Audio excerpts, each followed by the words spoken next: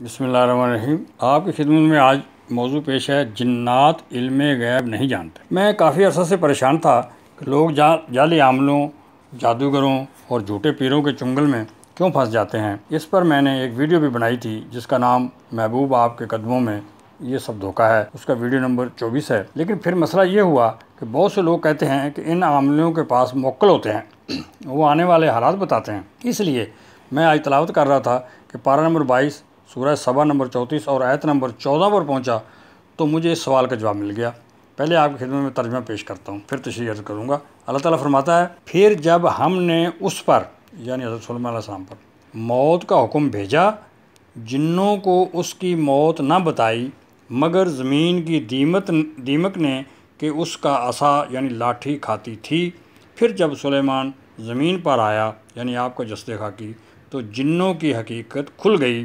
اگر غیب جانتے ہوتے تو اس خواری کے عذاب میں نہ ہوتے۔ اللہ تعالیٰ نے جو یہ فرمایا ہم نے اس پر موت کا حکم بھیجا، اس کی تشریح سماعت فرمائیں کہ حضرت سلیمان علیہ السلام نے بارگاہ الہی میں دعا کی تھی کہ ان کی وفات کا حال جنات پر ظاہر نہ ہو تاکہ انسانوں کو معلوم ہو جائے کہ جن غیب نہیں جانتے۔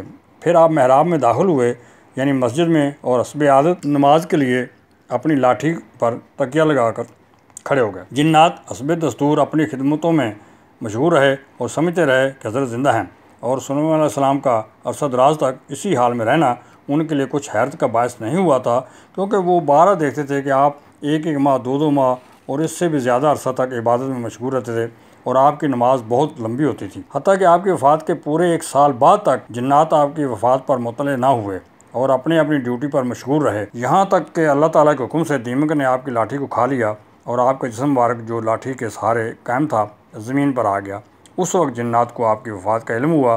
اس کے بعد جنوں کی حقیقت کھل گئی کا مطلب یہ ہے کہ وہ غیب نہیں جانتے، ورنہ وہ حضرت سلیمان علیہ السلام کی وفات سے مطلع ہوتے، اور نہ وہ بیت المقدس کی تعمیرات کے کاموں میں تکلیف اٹھاتے، جو کہ وہ آپ کے دنیا سے پردہ کرنے کے سال بعد تک بھی انہیں زندہ سمجھ کر وہ کام کرتے رہے اور وہ بلڈنگ بناتے رہے۔ مروی ہے کہ حضرت داؤد علیہ السلام نے بیت المقدس کی بنیاد اس مقام پر رکھی تھی جہاں حضرت موسیٰ علیہ السلام کا خیمہ نصب کیا گیا تھا۔